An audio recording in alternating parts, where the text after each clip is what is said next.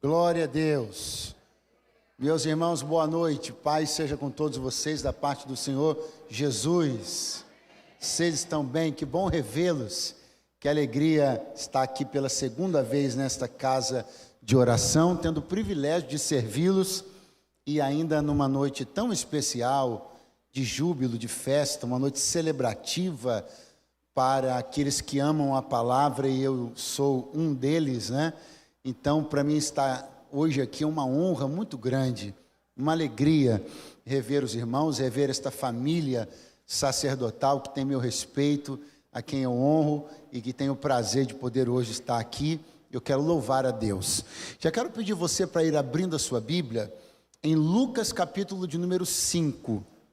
Estou tendo o prazer hoje aqui de conhecer pessoalmente o pastor Manuel e a pastora Vera, né? E eu vou começar falando deles e agradecendo a eles que eu tenho juízo, sabe? Eu tenho juízo, né? Então, eu quero louvar a Deus por conhecer hoje esse casal simpático, agradável e pioneiros do trabalho do Senhor aqui nessa casa. E eu gosto disso, amo isso e quero levar isso para a minha vida inteira. Honrar aquelas pessoas que, antes mesmo da gente pensar em fazer alguma coisa para Deus, já estavam dedicando suas vidas para Deus há muito tempo. Então, eu quero louvar a Deus e honrar esse casal querido na noite deste dia. E agora sim, dada a ordem, né? Brincadeira, agradecer aqui ao pastor Samuel pelo privilégio, a pastora Denise, como nos abençoam, né? Eu já entrei aqui ouvindo as canções e já sendo tão tocado por Deus, vocês não fazem ideia ou talvez até façam, tanto que essas canções já me abençoaram tanto, me revigoraram tanto, e particularmente essas duas que eu ouvi vocês cantando aqui, me remetem a algo que eu entendo que está totalmente ligado a essa noite, que é falar de discipulado, de serviço, é entender alguma coisa a respeito daqueles que estão se dedicando para Deus, desejando amá-lo e servi-lo melhor. E eu já estava com desejo de falar um pouco sobre isso, e eu percebo que nós estamos alinhados, porque o Espírito Santo é quem liga todas as coisas e Ele está aqui entre nós. Evangelho escrito por Lucas, capítulo de número 5. Graças a Deus.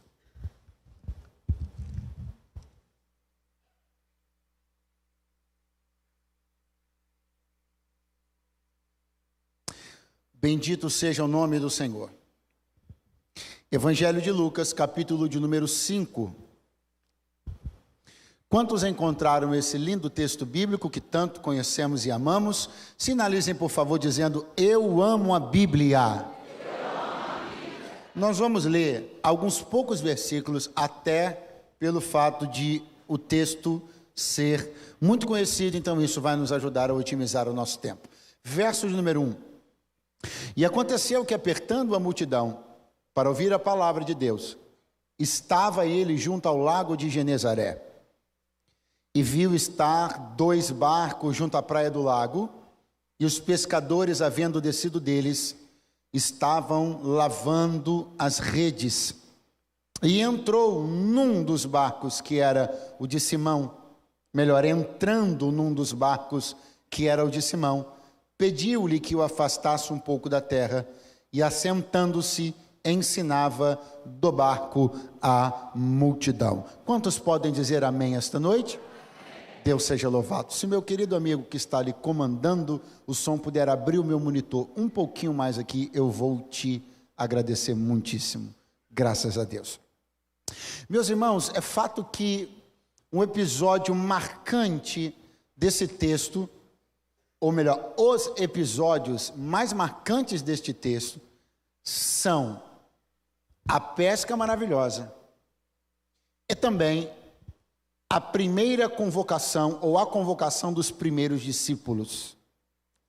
Esses 2 eventos que acontecem aqui, quase que simultaneamente no capítulo 5 do Evangelho segundo Lucas, são, claro, as grandes estrelas deste texto.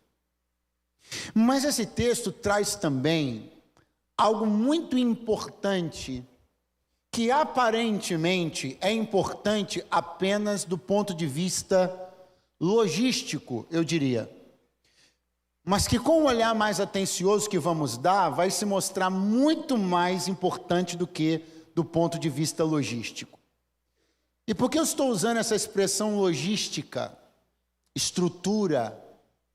Porque foi aqui, neste episódio, que Jesus teve uma ideia que viria a acompanhá-lo no seu ministério. Foi aqui que nasceu a ideia de Jesus de utilizar-se de um barco como plataforma para ministrar do barco a palavra para as multidões. Essa foi uma ideia que surgiu aqui e acompanhou Jesus durante todo o seu ministério. A prova disso está registrada no capítulo 3 do Evangelho segundo Marcos, quando Jesus, depois deste episódio, numa situação parecida, ou seja, novamente com uma aglomeração grande de pessoas, e vendo sem dificuldade de gerenciar o espaço terreno, ele vai usar um barco. Só que desta vez diz a Bíblia que ele solicita aos discípulos que deixem um barco sempre à sua disposição. Ou seja, a ideia de utilizar um barco não só como meio de transporte, mas como plataforma de ministração da palavra, foi aderida por Jesus no seu ministério deste tempo, deste dia em diante. Quantos entendem, digam amém? Muito bom. Então vale perceber que Jesus teve uma ótima ideia, sim ou não? Uma ideia inteligente, sim ou não? Uma ideia estrutural e logística muito boa, muito bom. Só que algumas lições espirituais, algumas lições de serviço, algumas lições que estão ligadas à palavra, à pregação, ao valor, à ênfase da mensagem do Evangelho, acabam por estar de maneira implícita envolvidas dentro desta história. E eu vou lhe mostrar isso, gostaria que você caminhasse juntamente comigo. A primeira questão importante que você deve considerar é o seguinte: pense comigo a cena, essa é a cena que acontece em Lucas 5. A multidão toma a faixa de areia da praia, ok? Jesus então percebe que não há mais espaço, ele então pede um barco. Na verdade, ele viu 2 barcos, é isso que Lucas diz. Quantos barcos ele viu? Ambos os barcos estavam em iguais condições, ambos disponíveis, ambos vazios, ambos em terra. Mas ele precisou, a despeito de estarem disponíveis 2, escolher apenas, diz a Bíblia que entrou num dos barcos. 2 disponíveis, 2 vazios, 2 acessíveis, mas ele só entrou em? Do que isso fala-nos? Isso fala-nos sobre a limitação do ministério terreno de Jesus. Quando Jesus estava indo na direção da casa de Jairo, Jesus foi interceptado pela mulher do fluxo de sangue. Quem me acompanha? O que Jesus precisou fazer? Parar.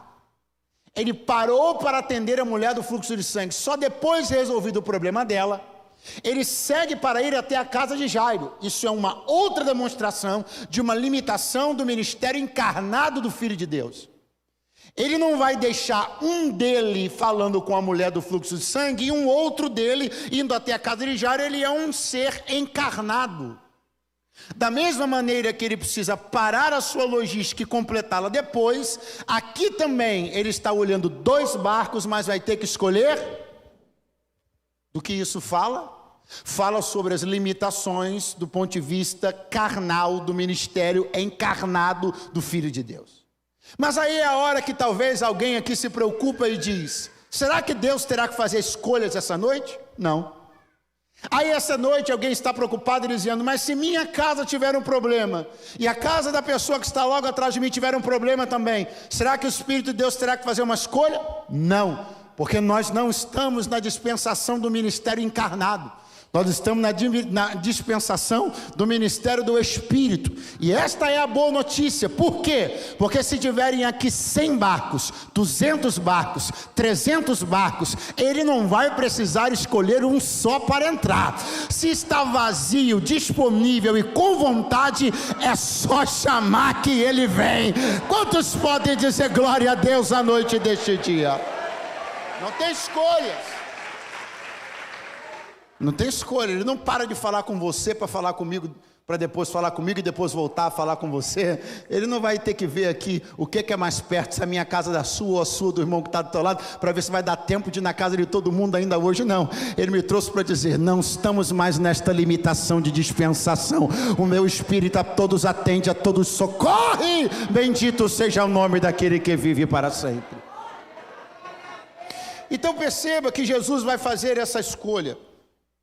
E ele vai entrar num barco, e agora ele afasta esse barco da terra, e está em cima dele pregando. E o barco está na terra? Não. Agora o barco está vamos lá, o barco está na terra? Não. Agora o barco está Só que eu sei de uma coisa, porque eu já li na Bíblia. E você, meu querido irmão, seminarista, aí você já leu isso muitas vezes na Bíblia. O quê? Que Jesus tinha uma capacidade, um poder. Qual? Vencer uma lei da física. Por que é que cada um de nós, ao entrar na água, começa a afundar? Porque a massa do nosso corpo é mais pesada do que a água. Isso é um princípio da física.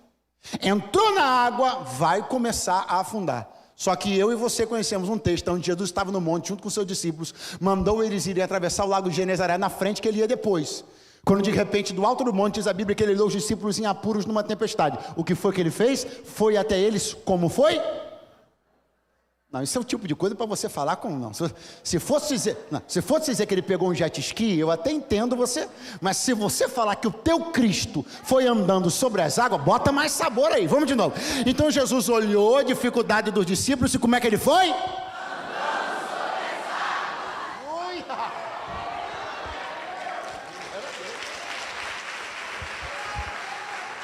Então, peraí. Então, o que é que eu descobri quando eu li isso na Bíblia? Que Jesus tinha capacidade de andar sobre as águas. Ele poderia manter-se sustentado e de pé, sem a necessidade de nada debaixo do pé dele, entre o pé dele e a água. Então, a pergunta que não quer calar, atenção! Jesus precisava de um barco para estar em cima da água pregando, sim ou não? Sim ou não? Muito bom, você está corretíssimo. Só que isso nos leva a uma segunda pergunta. Se ele não precisava, para que ele pegou? Porque vamos lá, para mim parece que está tudo resolvido. Jesus simplesmente começaria a se afastar, colocaria os seus pés na água. As pessoas pensariam que ele ia afundar, mas ele não ia, e ele ficaria, portanto, de pé ou assentado, como fosse, e começaria a pregar a palavra. Quantos entendem que isso seria possível? Digam amém. Outra pergunta, então por que não fez? Passou qual é a hora que esse texto tem a ver com serviço, tem a ver com mensagem, tem a ver com ênfase, com suficiência da palavra? Agora, preste atenção. Imagine que nesse momento da mensagem eu estivesse ministrando algo para você. Isso estivesse tocando o seu coração. Isso estivesse mexendo com a sua vida, lhe abençoando, agregando a você algo. Conhecimento, graça, poder, quebrantamento.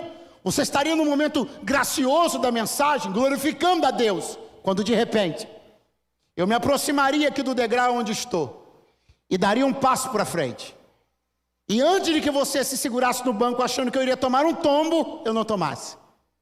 Desse uma flutuada aqui pela frente.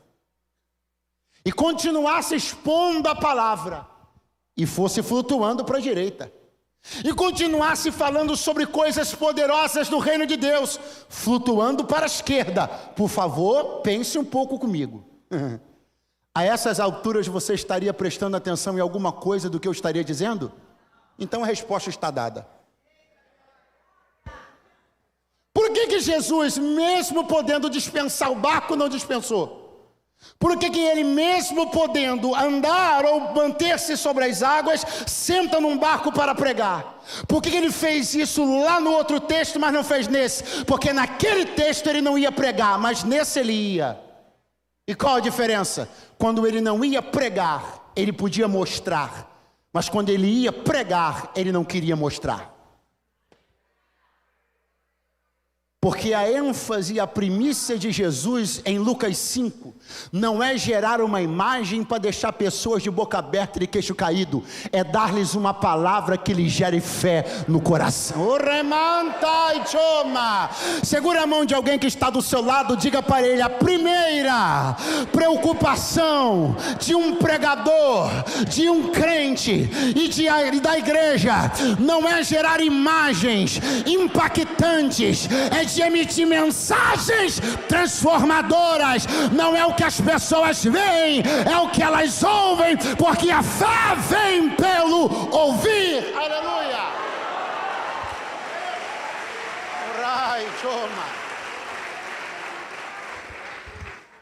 Qual é o indicativo clássico de alguém que tem mais compromisso com a sua performance do que com a sua mensagem?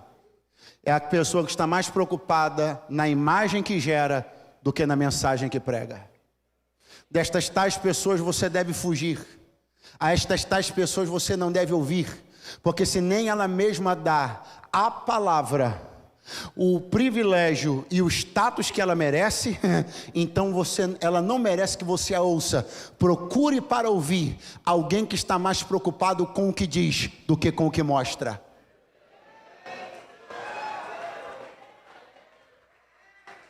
Glória a Deus. Pastor, mas eu estou vendo. Sim. Pastor, botaram até um telão. Sim. Só que tem um detalhe: tudo que você está vendo é coadjuvante. Tudo que você está vendo só coopera. Pergunte, com o quê? Com o que você ouve. Tudo que você está vendo ao seu redor só existe para facilitar o que você ouve. Toda e qualquer iniciativa tecnológica da igreja só serve a propósito de melhorar a sua capacidade de ouvir. Esse telão só está aqui para que o seu culto melhore. Esse banco só está aí, não é para você espreguiçar e tirar soneca, é para que você ouça mais confortavelmente. Tudo que você toca e que você vê é em favor do que você ouve. Por quê? Porque todos os sentidos se curvam diante do ouvir. Por quê? Porque a Bíblia diz que a fé vem pelo ouvir e o ouvir pela palavra de Deus. Aleluia! Então toda a nossa experiência sensorial, ela contribui com aquilo que ouvimos. Todos os nossos sentidos trabalham para melhorar aquilo que nós ouvimos. Então, por que Jesus não está? Porque Jesus não vai? Porque ele não se compromete em andar sobre as águas em Lucas 5, porque ele sabia que estaria gerando uma distração. Quem é que o ouviria vendo-o flutuar? Seria no mínimo uma tolice e seria uma disputa. Sabe o que Jesus está entendendo e me ensinando? Nada pode disputar com a palavra. Se eu flutuo, eu distraio. Se eu flutuo, eu capturo sua atenção. Se eu flutuo, eu sequestro sua mente. E Deus me trouxe para dizer: pregadores, expositores, estudantes da palavra, na minha palavra ou com a minha palavra não há ringue, não há disputa, nada disputa com ela. Ela é soberana em relação a todas as demais coisas. Tire alguns segundos para você levantar as mãos e glorificar e bendizer a suficiência da palavra.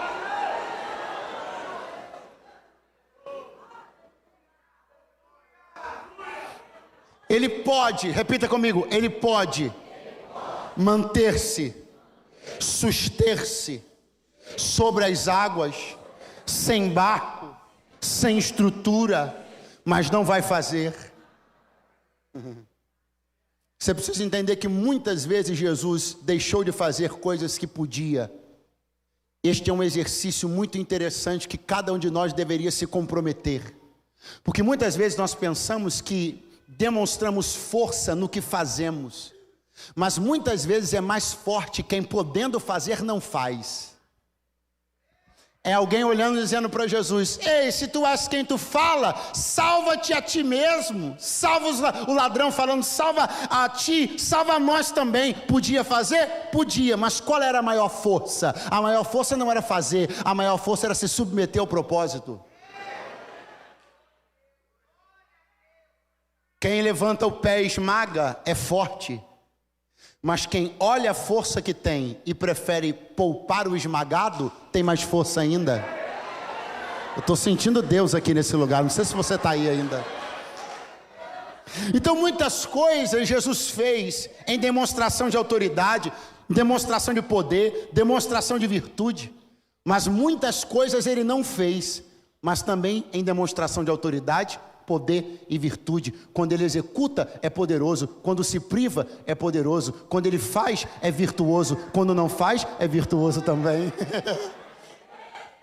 Então é isso que está acontecendo, a sua virtude está demonstrada na sua submissão.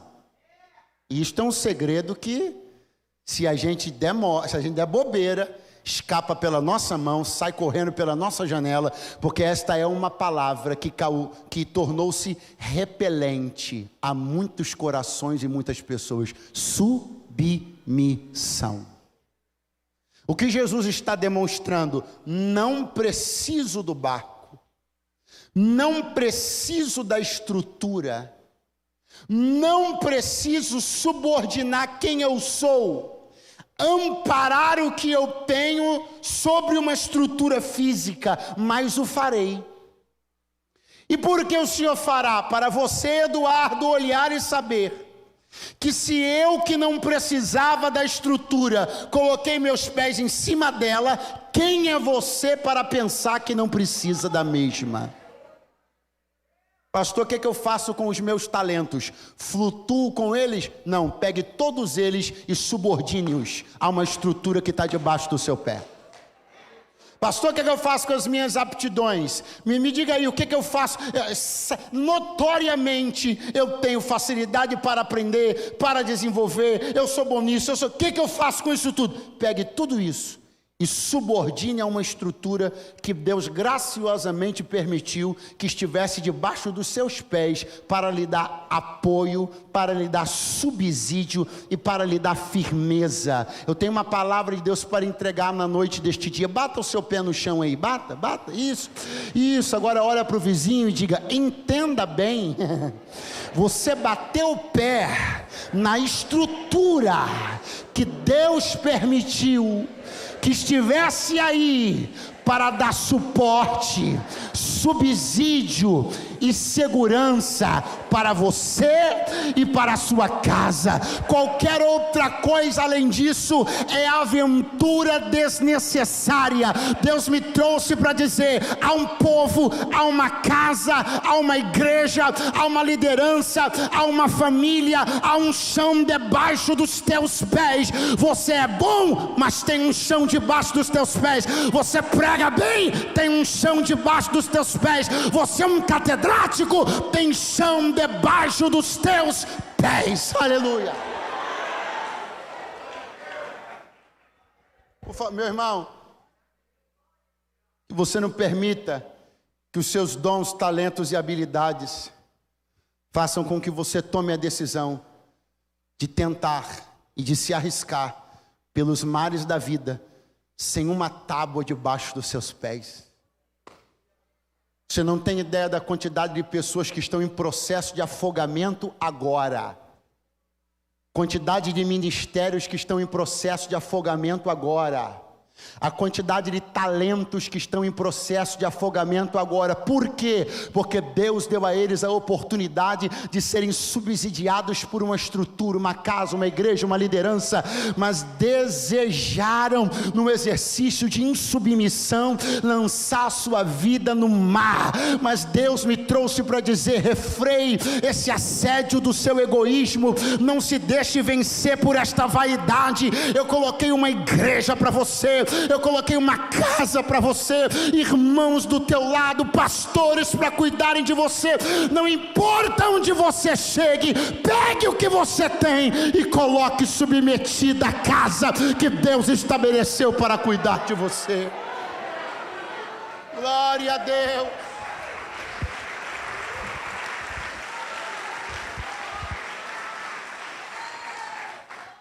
Pastor Eduardo, o senhor teve alguma conversa com o pastor da igreja? Depende. Com o pastor Samuel, não. Com Jesus ando conversando sempre. E é Ele que tem gerado no meu coração o desejo de advertir tantas pessoas quantas eu puder. Não entre nesta onda desgraçada de aventureiros, egoístas e vaidosos, que não se submetem à autoridade pastoral e que querem viver suas vidas supostamente por uma interpretação teológica arrojada, mas que é só um disfarce para as suas vaidades.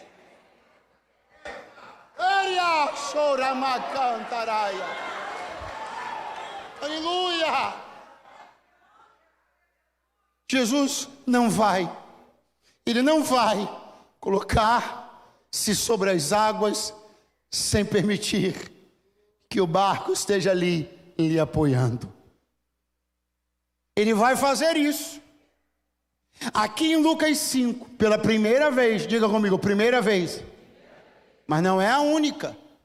Eu já lhe disse e vou repetir. Jesus passou por uma situação parecida com essa em Marcos 3. Novamente a multidão toma a faixa de areia da praia. Agora o detalhe que diferencia da experiência de Lucas 5 para a experiência de Marcos 3 é em que Lucas 5 parece-me que havia um desejo mais sincero, mais puro das pessoas ouvirem a mensagem. Em Marcos 3 há dados de uma certa aglomeração desordenada. Perceba que Marcos diz no seu capítulo 3 que a multidão o oprimia, limitando os seus movimentos. Se você for embora, volte agora. Porque em Lucas 5 o povo só quer ouvir.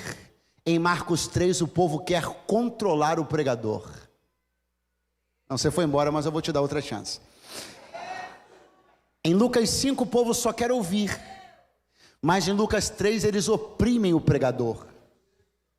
Ele nem consegue se movimentar como quer. Porque a multidão limita a sua mobilidade. E esta é uma hora perfeita. Pergunte qual? Para pegar seu barquinho e sair de fininho.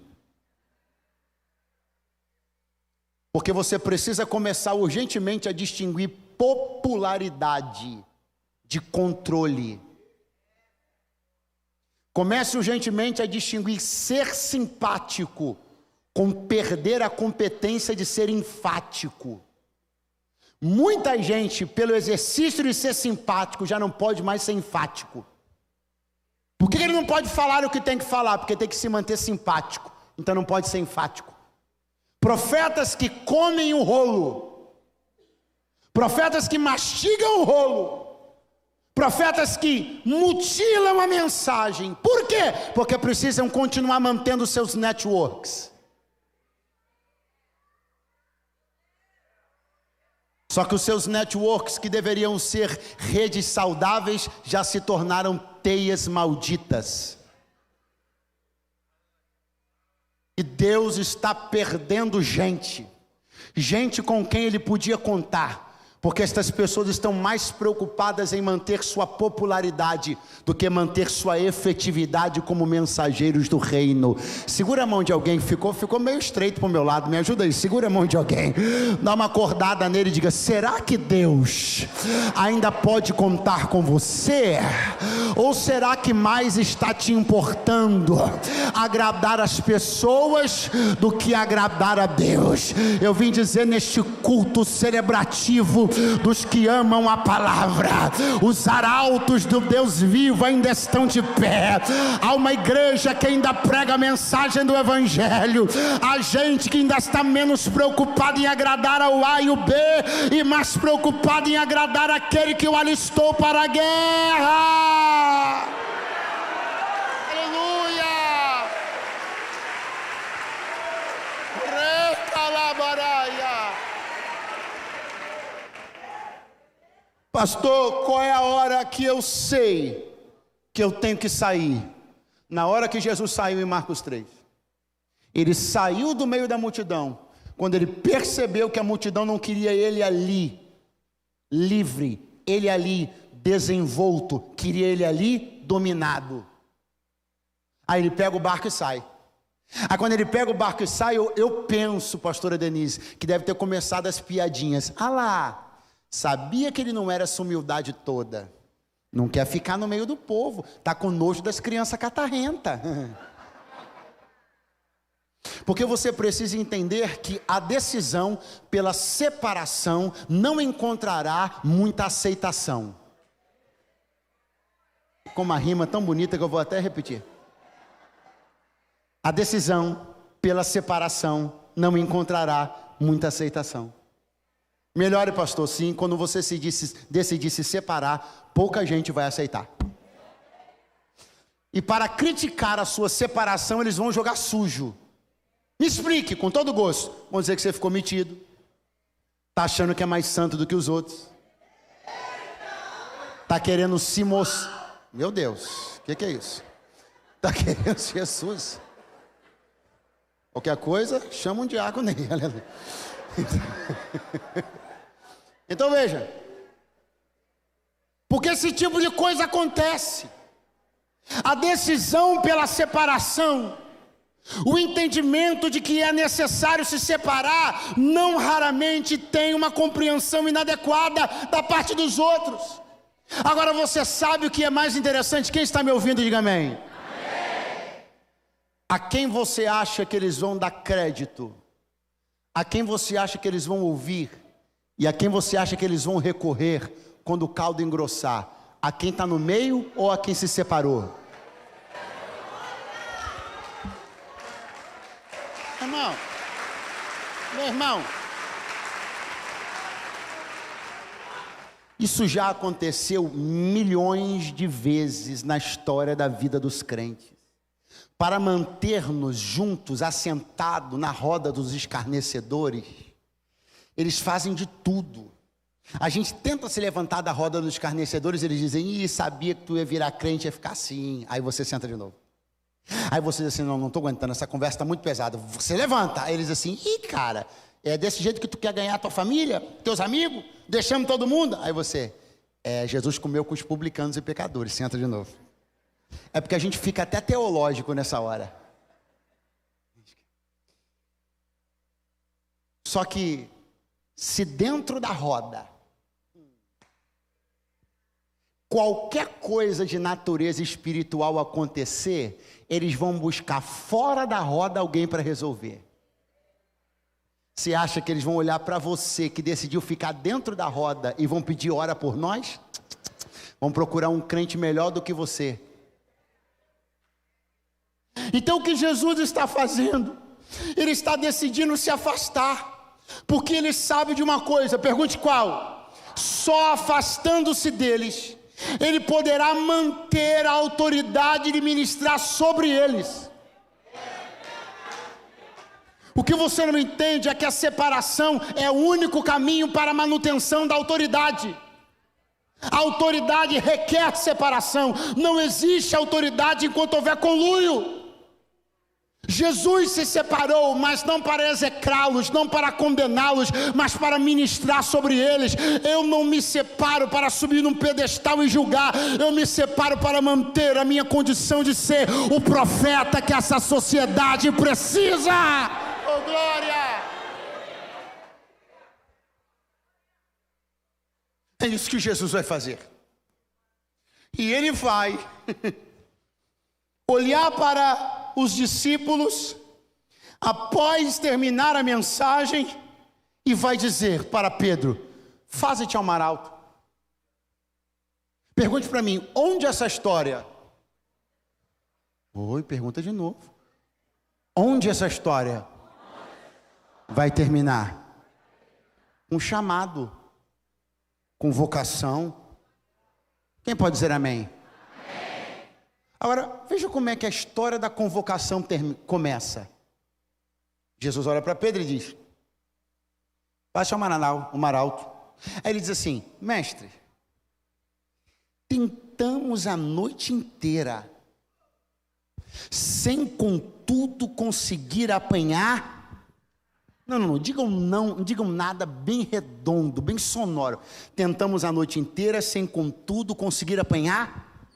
Então pare e pense comigo, o que Pedro tinha naquela exata hora? O que Pedro tinha naquela exata hora? Então por isso essa não era a exata hora da convocação. É por isso que essa não foi a hora da comissão. Você reparou que Jesus poderia ter chamado Pedro para o ministério nessa hora, mas não chamou. Poderia tê-lo comissionado para o ministério nessa hora, mas não o comissionou. Pelo contrário, Jesus fará com que ele vá ao mar alto, pesque, volte cheio de peixes. Aí Jesus olha para ele e diz assim: vem comigo, eu vou fazer de você um pescador de pessoas.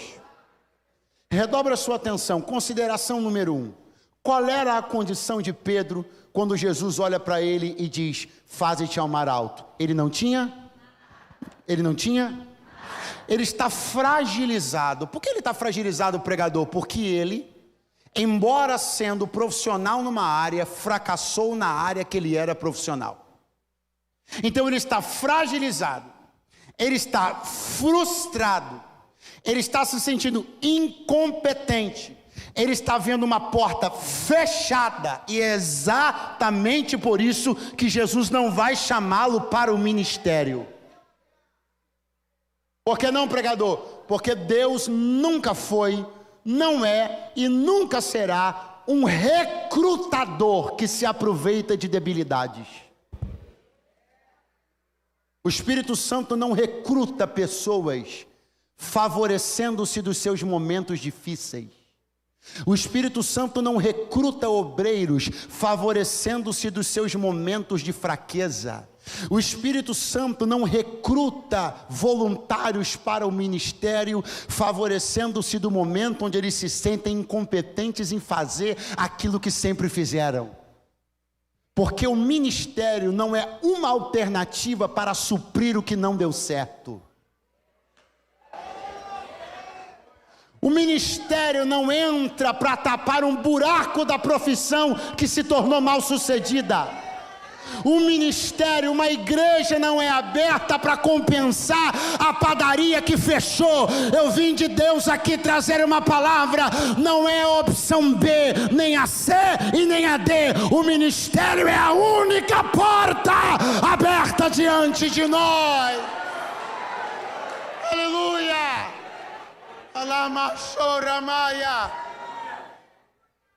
O que você tem, Pedro? Nada, então não vou te chamar agora. Como é que você está? Triste, então não vou te chamar agora. Como você está se sentindo? Um mau profissional, então não vou te chamar agora. Faze-te ao mar.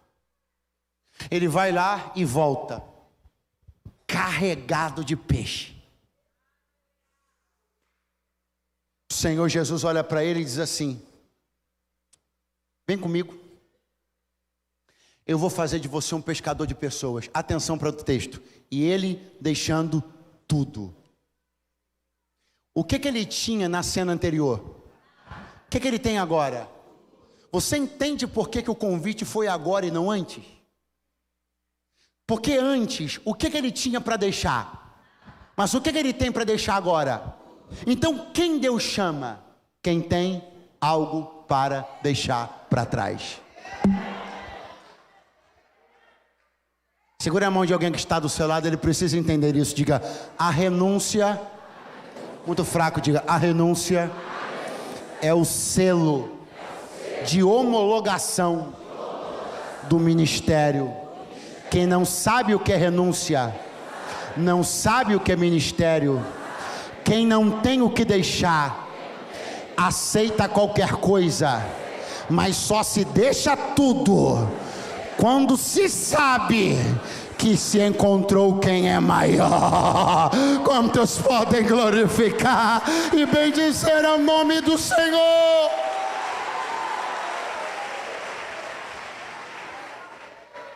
A pesca maravilhosa que é alvo de tantas mensagens. A pesca maravilhosa que é alvo de tantas canções. Se eu perguntasse aqui em algum momento, quem quer a pesca maravilhosa de Lucas 5? Todo mundo diria eu. Se eu perguntasse em algum momento, quem quer receber hoje a pesca maravilhosa de Lucas 5? Todo mundo diria aleluia. Parece que a gente... O que acontece com a gente? Será que a gente não lê isso aqui? O que, pregador? E ele deixando tudo. Sabe essa pesca maravilhosa que você já quis tantas vezes? Pedro não comeu nenhum único peixe dela. Sabe essa pesca maravilhosa que você já quis tantas vezes? Pedro não vendeu nenhum único quilo. Ele não aproveitou nada, mesmo depois de ter tudo. Pastor, então peraí que eu não estou entendendo. Jesus conhece o futuro? Conhece. Jesus sabia que ele ia largar tudo lá? Sabia. Então por que Jesus permitiu que tudo aquilo chegasse na mão dele? Para isso. Para ele largar. Porque tem umas coisas que só vão passar na tua mão só para esquentar a tua mão. Tem coisas que Deus só vai permitir chegarem na sua mão para que seja gerado um testemunho de você recebendo e você largando. Eu vim de Deus aqui com uma palavra. Tem uma multidão na beira da praia. Essas pessoas, Pedro, vão ouvir você pregar depois de Atos 2. Essas pessoas, Pedro, elas vão acompanhar você lá na igreja primitiva. Muitas delas, e elas precisam ver, sim. E o meu coração, eu conheço, mas elas não conhecem. O ministério precisa de renúncia, porque a renúncia é tangível. A renúncia é vista pelos olhos da multidão. Pastor, Jesus sabia quem era Pedro? Sabia, conhecia o coração dele, sim, mas não é só sobre Jesus não, é sobre os outros. Você acha que Deus não conhecia quem era Abraão quando pediu o filho dele? Conhecia, mas os anjos não sabiam, eu não sabia, nem você e nem o diabo. Então tem coisas que Deus pede, não é para que seja provado para ele, porque ele já sabe, mas é para que seja gerado um testemunho tangível. Glória a Deus. Porque depois essas pessoas vão poder dizer o que quiserem. Elas vão poder dizer que a mensagem de Pedro é dura. Elas vão poder dizer que não gostam de ouvi-lo pregar. Mas vão ter que lembrar que um dia ele largou. E alguém pode até não gostar do jeito que você prega, mas não pode refutar o poder do que você renunciou. Ei! Pastor, eu estou querendo o quê? Medalhas, glória a Deus. Troféus, aleluia. Pastor, eu quero que meus troféus brilhem, louvado seja o Senhor. Só não se esqueça de uma coisa: nenhum troféu de conquista brilha mais do que um troféu de renúncia. Aquilo que marca os maiores homens de Deus não foi o que eles ganharam, foi o que eles deixaram. A renúncia é o segredo para chamar Deus para a tua guerra. A renúncia é o segredo para que tu sejas o homem e a mulher de Deus que Ele está esperando. Enquanto esta igreja me dá um sinal com as mãos, assim te diz o Senhor: eu vou trabalhar nas tuas renúncias, vou te fortalecer nas tuas renúncias, vou gerar testemunho para a tua família através das tuas renúncias. Eu vou ser uma mensagem através das tuas renúncias. Vai ter coisa que você não vai precisar pregar com palavras. A tua renúncia será a tua mais poderosa.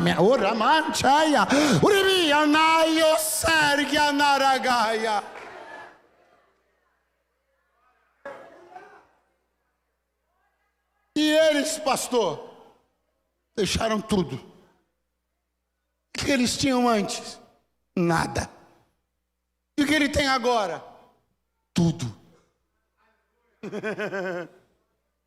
Mas a troca de Pedro, eu encerro aqui. Para alguns ainda parece uma troca não inteligente. Para alguns a troca de Pedro ainda pode parecer um mau negócio. Não se você considerar uma coisa, eu chamo meu amigo do teclado para me ajudar. O que a pesca era?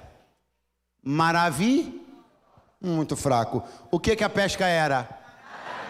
Eu pergunto e você responde: Pedro comeu algum peixe daquela pesca? Não. Vendeu algum quilo?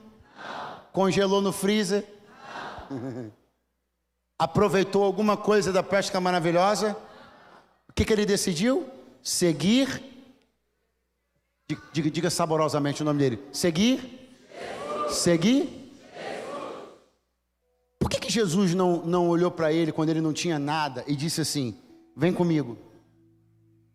Porque se Jesus diz, vem comigo, e do lado de Jesus não tivesse nada, Pedro ia escolher entre Jesus e... Vamos de novo. Pedro não tinha nada. Se Jesus diz, vem comigo, e se do lado de Jesus tivesse nada, Pedro teria que escolher entre Jesus e... Qualquer pessoa escolheria Jesus ou qualquer um outro, se a sua outra alternativa fosse nada. Deus nunca se colocará numa disputa com nada. Tem alguém aí ainda ou o pessoal foi embora? Nunca. Deus nunca vai se colocar numa disputa com nada. Tem que ter tudo. Deixa, manaia. Aí o Senhor agora sim, Pedro, vem comigo. Aí agora Pedro tem. Isso aqui é maravilhoso. Porque se ele olha para nada e olha para Jesus, aí fica fácil. Mas agora não. Agora tem um montão de quilo de peixe. E Pedro, como bom pescador, está fazendo a conta. Quantos quilos tem, a quanto vende o quilo, meu Senhor, aleluia. Então agora já dá para fazer conta. Você está entendendo? E Jesus está dizendo, vem comigo. Eu não sei você, não posso dizer que foi isso que aconteceu. Estou lhe passando minha impressão. A minha impressão, não é porque eu vejo Jesus assim. Eu vejo Jesus assim, desenrolado. Eu vejo Jesus dizendo assim, vem comigo, eu vou te fazer um pescador de homens. E sai. Eu vejo. Eu não vejo Jesus parado ali dizendo, me escolhe.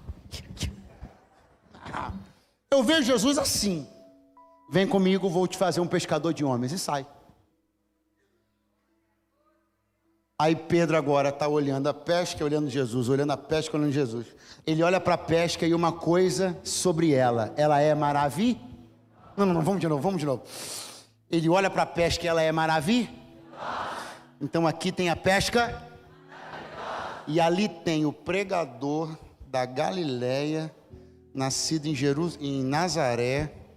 Melhor, nascido em Belém, residente em Nazaré, filho do carpinteiro, primo do profeta meio doido, do deserto. Mas aqui tem a pesca maravilhosa. Mas ele está indo embora.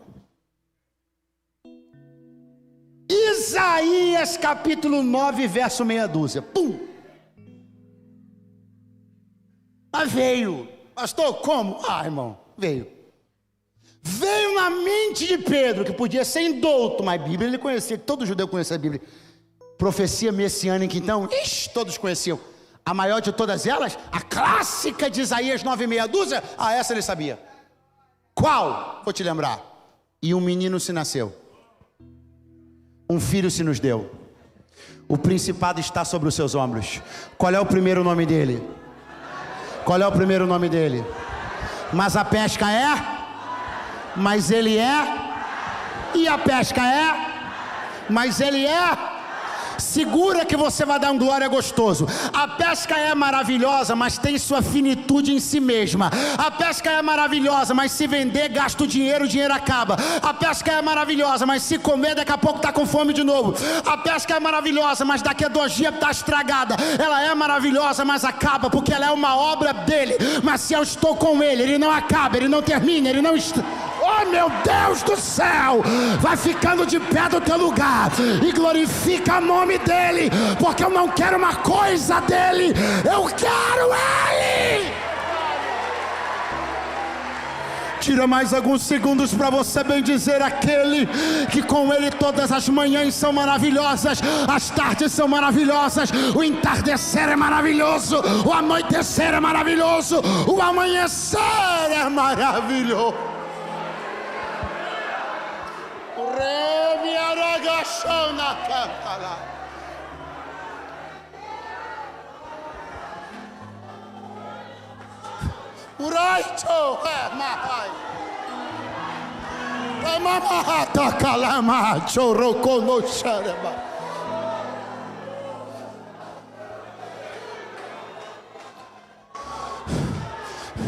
Eu queria que você desse uma olhadinha do seu lado aí, ó.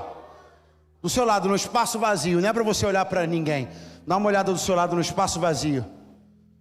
Agora olha para alguém e diz assim: tinha alguém? Tinha que estar aqui. Pergunta para ele, sabe por que não está? Está com uma balança pescando o peixe.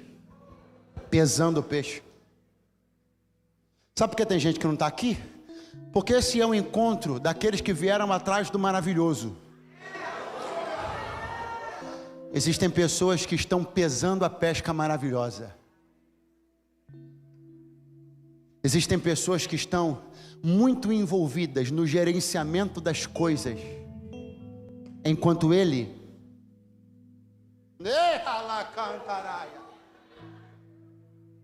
me trouxe aqui para dizer: o dia que uma pesca que eu fizer se tornar maior do que eu, você nunca foi digno de mim. O dia que uma pesca maravilhosa, uma porta maravilhosa, dinheiro maravilhoso, se tornar maior do que eu, você nunca foi digno de mim. Fique com as coisas então, você não é digno de mim. Vai lá, compra uma balança, pesa tudo, vê quantos quilos dá, faz um contato com os fornecedores, arruma um caminhão para você distribuir e fique aí. Mas eu estou indo. Agora saiba, porém, de uma coisa: vai vender, vai ganhar dinheiro e o dinheiro acaba, mas eu continuo. Se comer, mata a fome, mas daqui a 3 horinhas, dependendo do metabolismo, daqui a 30 minutos, está com fome de novo. Mas quem bebe da água que eu dou nunca mais torna a ter sede. Pastor, o que o senhor gostaria que eu trouxesse à minha mente agora? Traga à sua mente a suficiência que existe na presença de Jesus. Traga na sua mente agora que Ele é tudo que você precisa. Diga para Ele que você precisa dEle. Diga para Ele que nada que Ele fez na sua vida até hoje pode substituir a presença dEle. Diga para Ele que você precisa dEle, porque com Ele as manhãs se fazem maravilhosas, até as mais densas trevas se tornam em luzes expoentes. Diga para Ele que com Ele até os desertos mais áridos se tornam jardins mais bonitos.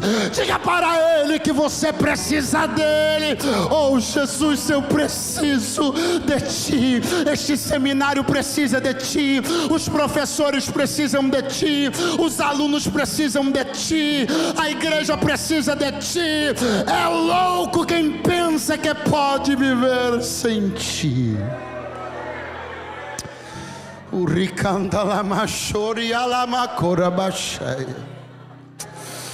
Bendito seja o nome de Jesus o Cristo. Bendito seja o nome de Jesus o Cristo.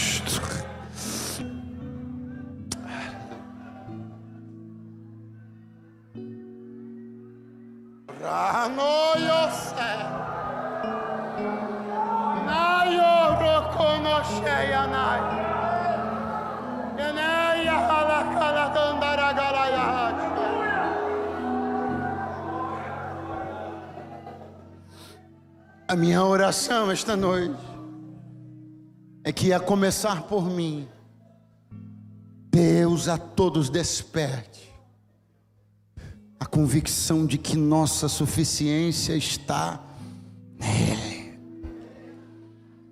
Que não nos importa ficarmos embaraçados com quem quer que seja. Não devemos nada a quem quer que seja. Nosso compromisso é honrá-lo.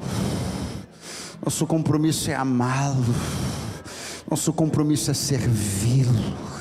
Então, por favor, por alguns segundos, estenda bem alto as suas mãos. Aqueles que querem balanças, peguem emprestados. Aqueles que querem o freezer, arrumem emprestado. Mas para aqueles que estão indo atrás do que é maravilhoso, então digam glória a Deus, digam aleluia, digam bendito seja o nome do Senhor Jesus. Aleluia.